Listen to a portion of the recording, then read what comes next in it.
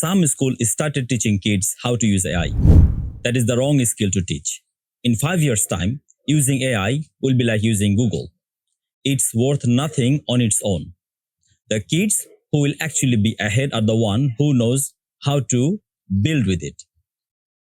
They will be the one who create new tools out of the AI, not just use it or consume it.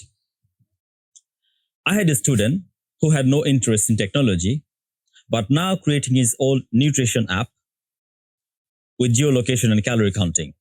His own idea, his own build, very interested, very focused.